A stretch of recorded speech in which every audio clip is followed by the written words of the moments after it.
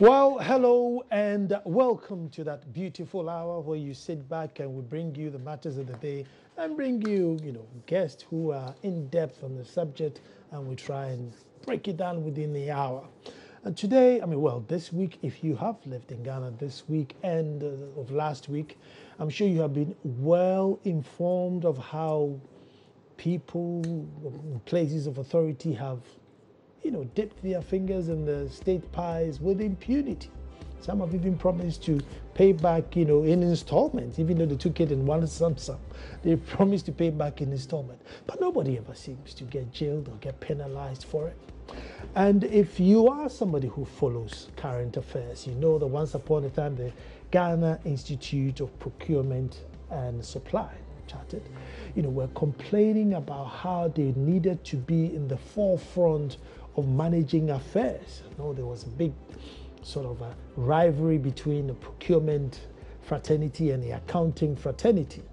The procurement fraternity was saying, listen, if we pay attention to procurement, we will save this country millions, and therefore there will be equity and a fair share of the national cake. I don't know if that's happened yet. But how would it help anyway if indeed we paid attention to procurement? Because here we are and we are sole sourcing everything. Name it. Even if it's kenke, we'll sole source. It doesn't matter how many people manufacture it, we will find somewhere in the law to sole source it. And you and I know that most things that are sole source have so many question marks. But gone are the days of control price. So if I was selling something for 10 cedis and yours is 2 cedis, do I care where we buy it from? Or have I broken the law because mine was too expensive? If I pay the taxes on it, who cares how much I sold mine for? So I think that's been our bane. Knowing and trying to tell somebody that, listen, you paid too much for this product or you paid too little for that product has been the challenge. How will procurement solve this problem, and how will procurement save Ghana if we paid attention to it? But here we are, faced with the challenge. Is all over. Vice President building was what, $13 million or whatever it is, and they come and justify it. Well, the windows are bomb-proof, the ceilings are insulated, whatever it is. How will procurement solve these problems? Because if you Googled and you came up with the price and said, hey, no, this air conditioning is being sold for 500 cedis. Why are you buying yours for 800? They'll tell you, oh, the 500 cedis hasn't got backup service, but this one has. And so they always have a reason why we have to pay more. But we're yet to find out how procurement will save the day. My name is Nana Ansakwa, the fourth Chief of the Little Republic of Akomo Dumasa. This is PM Express. Don't move.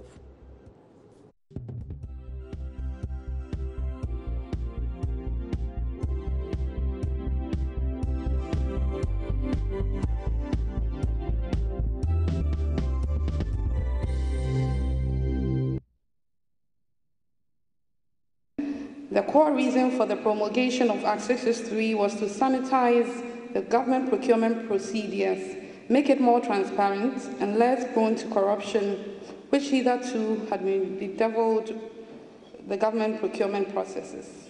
Without doubt, the quest to achieve a more transparent, corruption-free procurement process has been the very little or no improvement, as the policy remains the single most abused policy ever introduced by the government.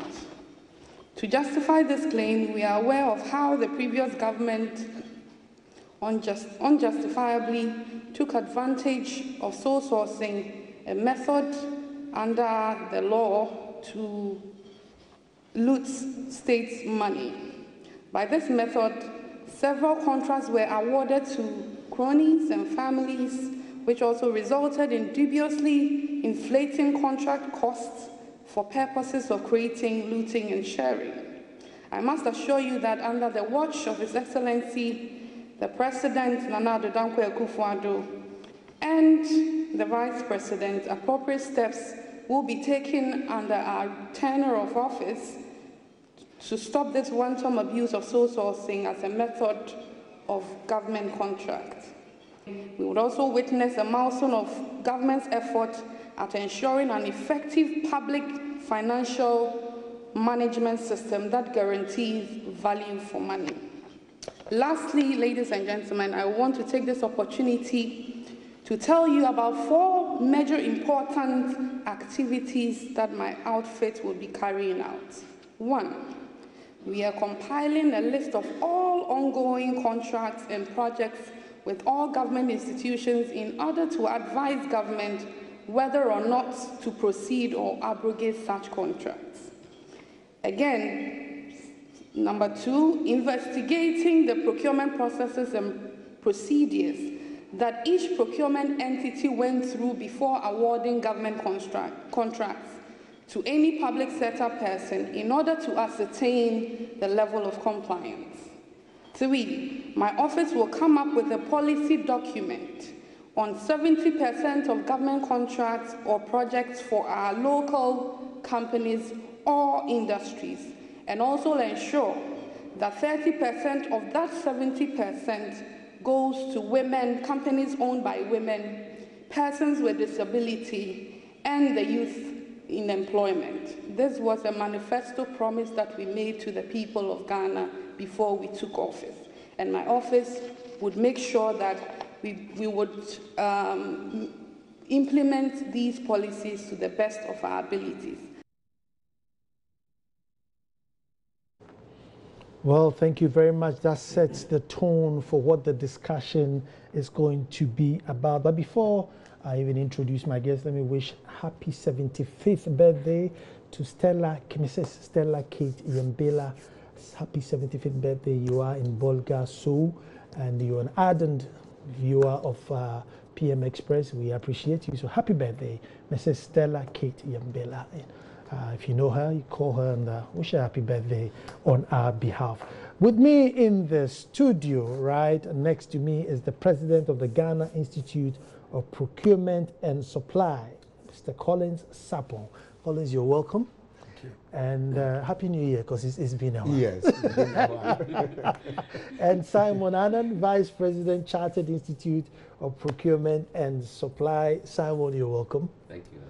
It's very timely to have these gentlemen on the show, considering what's happening in Ghana today. We're just trying to find out if indeed procurement is the key. I said in my intro, because I remember, I think sometime last year or the year before, the procurement fraternity were really on government saying, listen, separate procurement from accountancy and let procurement, lead in these buying matters and money matters, because you could really, siphon things. And I wonder how it will work, Simon, because if I'm selling this glass of water for 10 cedis, and on the matter of glass of water for 10 cedis, I was in Tamale, and we ordered a confirm, and I thought this was my first time being in Tamale. They brought us this confirm. I mean, the confirm must have died of a broken heart. It was that small. It was fried, and it was 30 Ghana cedis. Wow. I don't want to mention the hotel. 30 Ghana cedis for this broken-hearted dead confirm. And it's not a full one. It was some 30 Ghana cedis. But we had to pay for it. I mean, so that's how much they're selling it. I mean, am I going to say, well, it's expensive, so you're not buying. So, I mean, there's no control price. Yes. How does procurement come in, especially when the state matters? So, please, Tamale, take note of this and confirm. I mean, it's just not right. Well, when you look at it's about competition. If, for all you know, where you bought your confirm, they've been tagged as the best place that you can have the most tasty confirm in that area. Granted, so they will inflate their prices. But when suppliers are aware that there are competition, they will come down their price. But if you go and directly call a particular company that, look, I have this deal, can you put some figures together for us? The guys will definitely inflate the figures. But once they know that they are going for competition, other people that they don't know are also going to quote, they will definitely come up with the best price. So that is why even in the law, the default method is the national competitive tendering. The default method as a procurement officer within the public sector, once you think of procurement, what should come to mind is competition, national competitive tendering. When you come to this sole source and other things, certain things must be present before you can apply the other methods. So first, competition. Let me just add a little to what Collins has said. I think most often than not, we do buying instead of strategy sourcing. And there are clear difference between buying and strategy sourcing. Now, if you're doing strategy sourcing, you put so many factors into consideration. You don't decide on only price. So your confirm issue could be that you're looking at only the size of our confirm. But there are other factors that need to be taken into consideration before you come up with the price. Unfortunately, our country is being dictated by the price. So most businesses are collapsing because people go to China and bring these shoddy items and put it on the market. And because we are so much price sensitive, we just look at what is cheaper and we buy. So our thinking should move from just a buying to strategy sourcing or procurement, where we take into consideration the factors that must be present before we decide on whether we are getting value for money or not. And I think Minister also said that her office is going to consider what we call the value for money. And the research has also indicated that as soon as you do competitive tendering, you save 30% of the cost of the items. So all these things are supposed to be handled by people who have the requisite skills to do that. I've asked this question before, and that almost any item, if you go onto Google today, if I walked in the shop to just buy just one item, you tend to find out that the price is cheaper than what the state managed to buy for.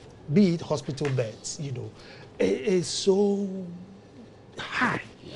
And you just go to Google and the same item is there, and for one, and I'm sure if I were to call the person and say, look, give me 1,000, they'll be prepared to drop the price. However, there are always reasons behind that. The backup service, and there's this, and there's that. There's a reason for, so then the whole idea of procurement, goes down the window again. Well, no, I get where you are coming from, but all depends on who is managing the procurement process. Yes, we may bring in other thinking that we call total cost of ownership, because if let's say you are buying this air condition, you need to think of, you are using this air condition for 5 years.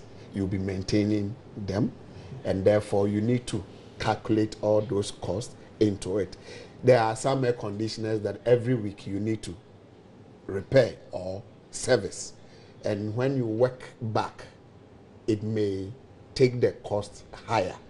However, if I go onto Google and see the price, you need to know what you are looking for. And most of the times, like Simon said, we don't always look at only the price. We look at fit for purpose. Fit for purpose. Fit for purpose means, for example, you are into courier services. You move letters around Accra, Tema, and there's a project, government project. If you don't bring in this fit for purpose procurement thinking into it, project money is there. We'll go and buy Land Cruiser, Prado, 50,000, 60,000. But the project is only for 3 years. And technically the car is going to cut letters. So you need to think which type of car that can do the letter. Kia Picanto may do. And Kia Picanto, you may get it around 10,000. But because I'm the project coordinator, and the project I'm managing it, I'll go and buy Prado. You go, Prado is 50,000, 60,000. That is the market price. But that thinking did not go into that decision making, and therefore they will not buy the Kia Picanto, but they will buy something. Then later you ask yourself, why are we using this car for this particular job? So the price will be there. The price will be there. But we do what we call price composition. What is in the price? Okay. So before, at times, you see a lower price on the net.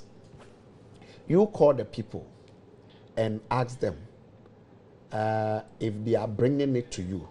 Because as soon as they are bringing it to you, they will ask you, if you are paying for freight, the price will be the same. If you are paying for freight. And we have something we call Incoterms. FOB, we have CIF and all. And all those things come at a cost. So CIF price will be different from FOB. But we take all the... FOB means that you have to go to Japan or China to make sure that you put your item on the ship and bring it. Do you have that capacity? Do you even know China that much? Do you know the carrier where they are? So you tell the supplier or the manufacturer to do a CIF. As soon as you mention CIF, the price may change. So Google prices are good, but when you are buying for company, you need to get this pricing composition right. But at times, the reason why we will have some of the prices escalating before it gets to Ghana, somebody will pick the Google price and use it to run the contract. By the time the goods are here, you see them asking for additional price to it. At times they do it intentionally. They will do it intentionally so that they can have other things in there. But these are some of the thinking that go into the price compositions and the movement of goods and services to them. Simon, one of the issues with procurement is, so you ask me to, build a 6-bedroom or 6-classroom block, the proverbial 6-classroom block, and so I say, yeah, that's 600,000, and maybe everybody knows that. Look, with 370, you should be able to complete this and still walk away with the profit. But my argument is that, look, you're not going to pay me until probably, 2020. Yeah. And therefore, it's 600,000. And then I'll go and borrow the money and sit and wait. Whenever time you pay me that 600,000, I would have been able to pay my interest and everything and still walk away. And so how does procurement deal with issues like that? All right. No, thank you very much. I think that's what also factor into the pricing on item, because we all know the interest rate in Ghana was about 36 minimum. So if I'm going to build a project, or I'm going to work on a project, and I know that the government is going to pay me in 5 years' time, obviously I have to factor in that amount of money into the contract. Now, what then happens is that we end up paying more for all the projects that we delay in payment. And mind, most of the contractors have worked for government for over 10 years, they haven't been paid. Now, if I borrowed money to do a government project and I hadn't costed it well, and for 5 years I haven't been paid, I'll be in jail. My house will be seized because I've gone for a loan. Okay, so these are some of the factors that actually determine the price. But if the contractor knows that, hey, if I finish the project today and by 30 days or even maximum 3 months, I'll get my money, definitely it will affect the price. The price will come down. So these are some of the things that we have to take a critical look at it. If we really we want to get the best price that we want to have. I mean, UK recently, they have passed a law that any delay payment would attract some kind of interest. And the SMEs and the business community is happy about it, because if you delay payment, you have to pay a penalty. Then, of course, you also make sure that you don't delay payment. So some of these issues are the issues that is affecting price in Ghana here. And all of us look at the price and say, hey, this is very, very, very expensive. What has gone into it? And also because over the years, people are aware that, especially the government project, they will not be paid earlier. They also factor in some of these things. So why don't you have that policy in the contract or in the RFP and say that we will pay at this time? I mean, private sector, it doesn't happen. It doesn't happen. I work in private sector, he works in private sector. Maximum is 30 days. I know a company where they have automated their system. As soon as you submit the invoice, within 40 days, your account is credited. There's no question about it. So in this case, when you're even negotiating with the vendors, or if you want to get a good price, they will understand it because they know that by 30 days or 40 days, I'll be paid. But if I don't know when I'm going to be paid, hey, then definitely I will not also bring my prices down. So some of these things are critical issues that we have to look at it as a nation so that we don't kill our companies, because most of the companies are dying because government is owing them. I want to take a quick break here. And when I come here, I want to find out, I mean, how do you prove that a procurement went wrong? I mean, all these, like, so this was sole source and that was sole source and therefore it's wrong. How do you prove that it went wrong? And if indeed it went wrong, what are the consequences according to the law? Don't move. Well, thank you very much for staying, and we're looking at public procurement. With me in studio, Mr. Colin Sapon and Mr. Simon Annan. Just before the break, I wanted to find out, I mean, how do you determine that, look, this procurement went wrong, and indeed, if it went wrong, you know, what are the consequences? Simon, it's a very difficult one, isn't it?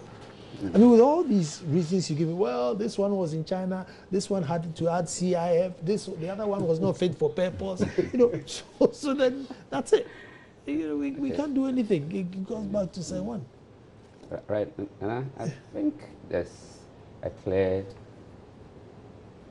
law or act which governs the public procurement processes in the country at 663, and then also amended at 914, 2016. So Ghana, we are blessed to have a clear act or law which governs our process. So for us to determine whether procurement has been done right or not, it has to follow according to the law. Now, as Colin said, the default method of our procurement in Ghana is the competitive bidding. Now, competitive bidding is what will give us value. Because if the vendor knows that we are competing for a job, then of course the price will drop.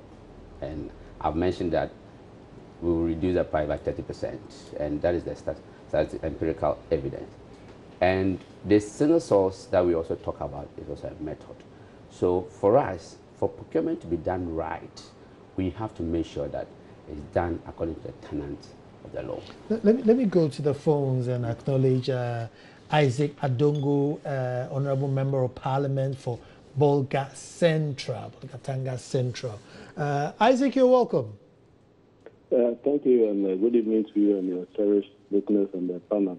Good evening, right back to you. And we are looking at the issues of public procurement and how we can solve it once and for all. Isaac, we have issues where if I were supposed to order air conditioners, I call my brother, my mother, my sister. I tell them, look, everybody brings a bit that you're all supplying air conditioners. You change the figure, you alter the figure. And, you know, everything is sort of orchestrated behind the scenes. And at the end of the day, the nation loses. If we're really going to correct this issue, how do we go about it? Well, thank you very much. I think first and foremost, it goes beyond rhetoric. It has to start with individual public office holders. Public office holders must find first the need to ensure that the public purse is stringently protected. But we do know that in my profession, we will tell you that trust is good, that control is better. And so, yes, whilst you expect people to want to do the right thing, you have to put in the systems and the mechanisms that ensure that you have a complete control over the processes in such a way that at the end of the day, the legislative framework that has been put in place to protect the public purse is controlled. And then at the end of the day, you also have to ensure that when there are infractions of the law, the appropriate due process is followed to give due hearing and in the end ensure that appropriate sanctions are employed. When that happens, then you and I would have the opportunity to get value for money. And there has to be a continuous process of improvement of the process, because what I know is that whilst you are trying to improve the processes in order to ensure that you are able to catch the criminal is always one step ahead of the process. And so you have to continuously review the processes, and you continuously have to bring in legislation and continuously have to bring in regulations to ensure that the new trends and emergencies are addressed in order that going forward you are sound and protected. So these are the things that you need to do and to do right. Isaac, how would that be achieved? Because year in, year out, we listen to the Public Accounts Committee, and sometimes it's just as if they're just there to rub salt in our wounds. You know, they'll read elaborately about how things have completely gone wrong, and they all go back to their various offices and departments, and it's business as usual. It's very rare that they even refund the money or somebody gets jailed. That political will has not been there, and the trend, I think it has become a precedent. I'll be very surprised if somebody can even jail anybody, and so where would that commitment be for us to do good if I know, listen, I can get away with it? Well, you know that the new Public Financial Management Act has provided very serious sanctions regimes, and those sanctions regimes, when they are truly enforced, will provide appropriate deterrence to those who perpetuate these kinds of activities. Before we were operating the Financial Administration Act, which wasn't biting enough. But just last year, we passed a new law, the Public Financial Management Act. Mm-hmm. Now, that Public Financial Management Act, if you take your time to look at the provisions that are in it, they are quite stringent enough, and they provide very strong sanctions regime. And I do believe that if government is able to pursue that law and to pass the appropriate regulations that are required, and to have the political will to make sure that implementation is duly followed, we should be addressing this problem head on. And so a lot of thinking has gone into it, a lot of experience has gone into it, and in the end, I think that we have one of the best pieces of legislation that can help us protect the public purse. And I do believe, and I have heard many times when government operatives, particularly in this government that has come to take over that law, mentioned that they would want to pursue the Public Financial Management Act to the latter. I have my own reservations based on certain developments, but that is for another day, except to say if that is truly followed and religiously adhered to, we will be leaving this in the bud. Isaac, as far as fine laws are concerned, I hear we run like number 3 in the world. We have some of the finest laws in the whole world. I mean, we sign on to treaties before they are finished. As soon as they open a treaty, Ghana is there to sign. So we have all those things. But you look at us, we are the last country to implement. I mean, even simple red lights. I mean, just red lights. We don't even implement it. So yes, we may have reviewed the laws and brought in the sanctions, but I mean, who's going to bail the cat and say, well, you misappropriated or your procurement did not go well, and therefore you bring the money or you go to jail? Well, I think, yes, to some extent there are very serious concerns about the appetite to ensure that we do the right things and to ensure that we apply the law strictly as provided. But as a country, can we continue to just pass laws? I don't think that we will move anywhere with that. So we do believe that once we begin, and I'm saying this with emphasis, once we begin to depoliticize criminality, once we depoliticize wrongdoing, and we begin to see criminal act as criminal act, we begin to see things that affect our purse as wrongdoing, we will be making a headway. The challenge in this country has been that once you have political coloring over very serious infractions of the law, you then allow political foot soldiers and political vigilantes to stampede the process. And in the end, due process is stalled because people believe that it becomes a political witch hunting.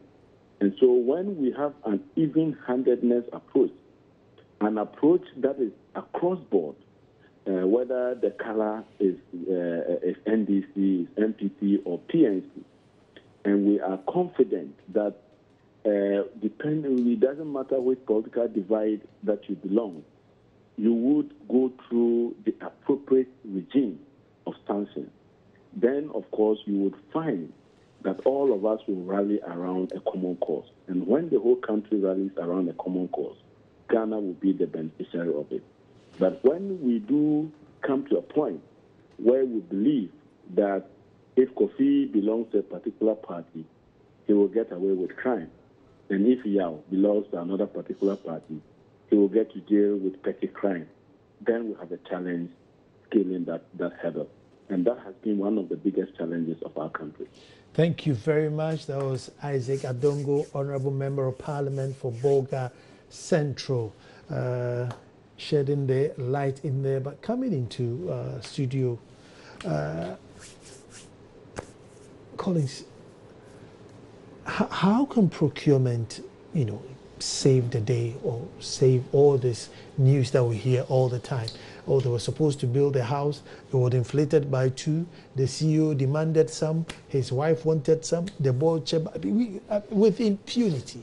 How can procurement stop it? Because I can just come up, me and my cameraman, well, I'm a builder, he's a builder, we already in 10, we already in 20, me maybe in 15, and then we just play the system. Okay, like the MP said, the laws are there, the procedures are there. Even the current law, there's a section that calls that if you find anything wrong with a particular procurement process, there's the need for you to investigate. And if you find anything, you can stop the process, you can even terminate the contract, or if there is something that you need to rectify, it's in the law. Again, Section 19 also provides that every procurement entity must have a qualified procurement staff in the procurement department. Again, when you move the same law, it's even amended. At first, it was when you contravene the law, it was 1,000 penalty clause, and now they've moved it to 2,500 penalty unit plus 5 years jail. Ever since we passed this law in 2003, I've never had one single prosecution. So let's get the right people to manage the procurement department. If they go wrong, let the punishment, at least jail one person through procurement process. No procurement officer will try. Again, if you have proper procurement guys trained and they see that work as their profession, you won't try it. You won't try it. And once the procedures are there and we are running it, those CEO, no minister will circumvent the process. We are in private sector. Hardly will your CEO, we all have friends. Your CEO, they do have friends. But hardly would the CEO call you and say that, Collins, this is my friend, make sure you give him. He won't even try because he knows that there's a policy, and therefore when I say no, and I even mention, he's going to be on the line. But here we are talking about, at times, some of the things that are done at the governmental level, the procurement guys down there would not even know. So let the law bite, get the right people in place, and also let everybody know that we are looking at them whenever they are doing this. Apart from that, we will go back and come back maybe next year still talking about this issue. I'm going to take a break, and when I come back, I want to find out, now that we have a Minister of Procurement, quote and unquote, I mean, is it going to help the fraternity? Don't go. Well, thank you very much. Conversation obviously carries on. But I was just trying to find now that, Ajah Safua is the, Minister, quote and unquote, for procurement. Would it help the fraternity? Yes, I think it's a good feeling. I've said it. And I think she's busy. We are also preparing. I think there's the need for us to get together and see where we can help and where she can also help, because we are in for our country and we need to work together. Like she mentioned in coming out with policy framework for this, the aspect that she was talking about, we call it sustainable procurement, where you have 30% of the 70% spent on women, disabled, and we call it, it's a sustainable procurement for which we can support her to come out with a policy framework. So we are getting our house in order. We will sit around here. Okay, and I think it's a good feeling, as Colin said. It's something that we've been advocating for, and when appointment came, we're happy. Why? Because now the government has realized that procurement is no more an operational job as it used to be. Those days, people who, as it were not good, be pushed to do procurement. So if you go to most of the ministries, it's surprising to know that there's no directory responsible for procurement. We don't have procurement directors as we have the HR directors, accountants, and yesterday they were handling big monies. Big monies. Okay, it's not there. So procurement has been relegated to the background for so many years. So with this appointment, what we expect that now government has realized they need to lift up procurement. And for us, if you don't make procurement as a strategic function in any country or any organization, it's not going to go anywhere. I mean, you can check all the companies who are doing well in Ghana or even outside Ghana. Procurement is key. So for Ajah Safua's appointment, it's a very good initiative. We expect that once she's there, she's going to also help, because now there is somebody who sits at the cabinet to look at all these procurement in a more holistic manner. And I'm sure if that thing has happened to Ghana the past 10 years, 20 years, I'm sure Ghana had gone far than this. So procurement now has seen a major transformation under this government, and we think that the appointment of Ajah is a very key to the success of the issue of all this orchestration. Is there a way of fishing out and looking at these companies cannot be right, these biddings? I mean, do you have a way of fishing them out? Because that's where the loopholes are, where there are 6 people bidding, but they are all brothers and sisters and cousins. Yeah, that's why I keep on saying, if we use the right people, if I'm doing evaluation, even at times the font size of the letterheads can bring some of these things out.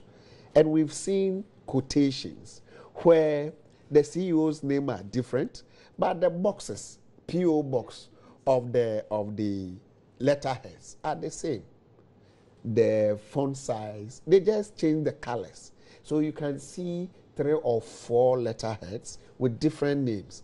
But those of us who are trained, even the pricing, the way the calculation, 95, 100, 105, it calls for further probe. And again, at times, even within the organization, you see somebody pushing for, hey, have you seen this quotation? Have you seen that? It needs to trigger. So there you send, go check. And we've written letters to Registrar General. At times, we want to even know who are behind. And at times, it will come and you see that somebody in your organization is part of that company. So when you get the right, because we've gone through procurement audit and how to pick some of these things out. But if you relegate us, you won't get the value that we bring to the table. We pick some of this. We pick it. It's so easy, especially when one company is giving three. It's easy. One of the easiest things that you can pick. And I think that is the reason why we are calling for the competitive way of tendering. Because when that happens, it gives people opportunity to bid. And when you open it up to the world and have 50 people or even 20 people bidding, it will be difficult for a procurement person or whoever sits there to be calling all the people and say, give me this, or I will do this for you. But if you don't do that, and all what we are thinking about is the restricted or the single source, then of course I can call you and Collins, bring the invoices and let's do it. So as professionals, and that's also the reason why we are asking for government to place the professionals in some of the institutions, because if the professional person is there, one, that person is governed by the ethics of the institute, and every year we have an procurement ethical test that we take, and for you to practice the procurement, you should pass that online ethics every year, and that's what our people are doing. So if that person belongs to a professional body, he's being guided by the principles of ethics and code of ethics. So whenever he's doing something, at the back of his mind, he's scared of. I mean, it's hardly to know that an accountant had gone to write a check that is going to cash it. It's not only happened, but accountant can now influence the procurement person and say, okay, let's go and buy this item, or let's use this method to buy this, because the procurement person is probably an officer. So if you're reporting to an accountant who is a director, and the procurement person is an officer, your boss says, let's do this. Why wouldn't you do it? Because he's going to sack you. But if that person is also a director, like I am a director, Collins is a director, who are you to come and tell me, or I can't come and tell me, Simon, let's do it? I won't do it, because one, I belong to a profession who will protect me, okay, ensure that if even my company sacks me, I'm going to be protected. So I will be able to do that. But if that thing is not there, then trust me, we will not go anywhere. So we are calling government that wherever there is a position to appoint a procurement person, we should make sure that that person is a qualified person. And the law yes, is talking about it. Let's implement this law. And I always say that this law, if we implement it even 30% of the law, Ghana will be a different place for all of us to live in. I'm telling you. Procurement. People are not going to like you since you're pushing this law. People are not going to like you. I was going to ask, I mean, roughly how much are we going to save if we were to follow this to the letter? Like he mentioned, 30% of whatever you are, once you go the competition line. Again, are procurement people allowed to ask for discount? I mean, everything I buy, I want discount. I don't care. Yes. Everything I want discount. Can the procurement say, look, give me a discount? The law, okay, does not allow for negotiation, especially when you are buying goods and works. As for consultancy services, you need to do a bit of negotiation to understand. So the reason is that the default method is competitive bidding. So automatically they will draw the price. And if me and you are going to bid for this glass, trust me, so first I know that you are also bidding, and me, I want to win. My price will automatically come down. Again, let me add to it.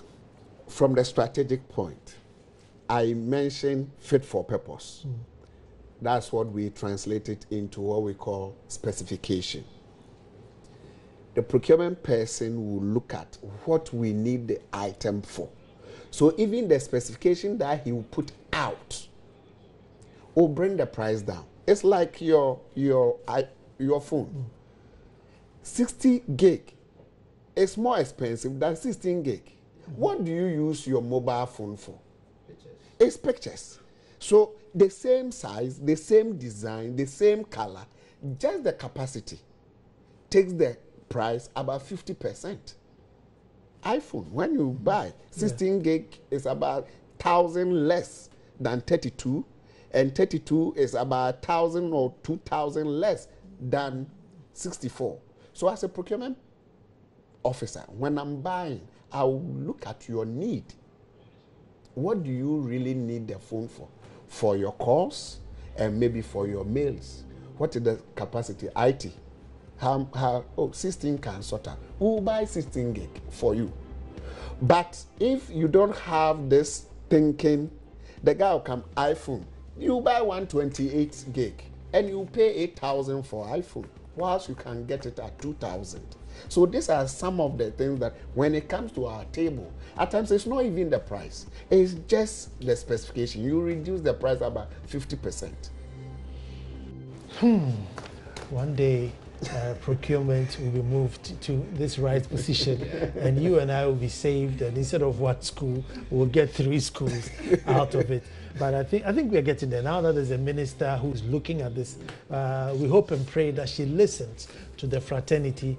They've been crying and crying and shouting for good purpose, and I hope that this is the year of the procurement fraternity, so that we see, because some of the stories we are hearing are just heart-wrenching.